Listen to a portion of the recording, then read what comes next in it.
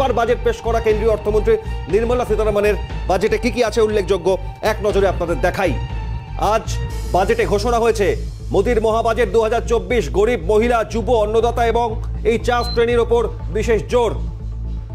ক্ষুদ্র শিল্প কর্মসংস্থানে জোর দেওয়া হয়েছে আজকের বাজেটে। দেশের সার্বিক উন্নয়নের ক্ষেত্রে এবারের বাজেটের 9টি বিষয়ে জোর দেওয়া হয়েছে। কি সেই 9টি বিষয়ে আপনাদের সামনে আনবো। প্রধানমন্ত্রী অন্ন যোজনায় বরাদ্দ বৃদ্ধি করা হয়েছে, অর্থাৎ প্রধানমন্ত্রী অন্ন যোজনায় বরাদ্দ বৃদ্ধি, সময়সীমা গরিব কল্যাণ অন্ন যোজনায় আরো 5 বছর সময়সীমা বৃদ্ধি করা হয়েছে আজকের বাজেটে। বাজেট ঘোষণায় 40 লক্ষ কর্মসংস্থানের সুযোগের কথা বলা হয়েছে আজকের বাজেট ঘোষণায়। আজ উল্লেখযোগ্য বেসরকারি বিনিয়োগের ওপর জোর দেওয়া হয়েছে, সেটা পরিকাঠামো উন্নয়ন হোক বা কর্মসংস্থান। বাজেটে আজ অপরিবর্তিত রয়েছে আয়কর কাঠামো, অর্থাৎ 2023-24, 24-25 বা তার আগে এই কর পরিকাঠামোর ওপরে, আয়করের ওপরে নজর থাকে দেশের আম জনতার, সেখানে অপরিবর্তিত। বার্ষিক 3 লক্ষ থেকে 7 লক্ষ টাকা আয়ে 5% কর দিতে হবে, অপরিবর্তিত আয়কর কাঠামো, এবং তারপর যে স্তর ছিল তা একই রইল। তবে বার্ষিক 3 লক্ষ টাকা পর্যন্ত আয় কোনো কর নয়, যা ছিল আগে, এখনো তা বহাল থাকলো। এবং এছাড়া আয়কর অপরিবর্তিত থাকলেও ই কমার্সে টিডিএস এ ছাড়, বিদেশি সংস্থায় কর্পোরেট ট্যাক্সে ছাড়, একাধিক সিদ্ধান্ত নেওয়া হয়েছে।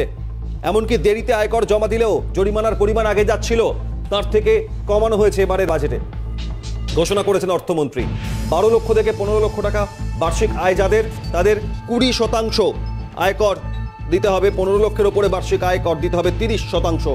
যেমনটা ছিল আগে কাঠামো একই থাকলো, অপরিবর্তিত আয়কর কাঠামো। এছাড়াও এবারের তৃতীয় এনডিএ সরকারের পূর্ণাঙ্গ বাজেটে এই আয়কর কর কাঠামো ছাড়াও কর্পোরেট দুনিয়ার ক্ষেত্রে সিদ্ধান্ত কিছু নেওয়া হয়েছে। ই কমার্সে টিডিএসে ছাড়, বিদেশি সংস্থায় কর্পোরেট ট্যাক্সে ছাড়, এমনকি আয়কর জমা দেওয়ার ক্ষেত্রে উল্লেখযোগ্য আপনাদের জানাই, গোটা দেশের এই অর্থবর্ষে 4 কোটি মানুষ আয়কর রিটার্ন জমা দিয়েছেন, আয়কর রিটার্ন করেছেন।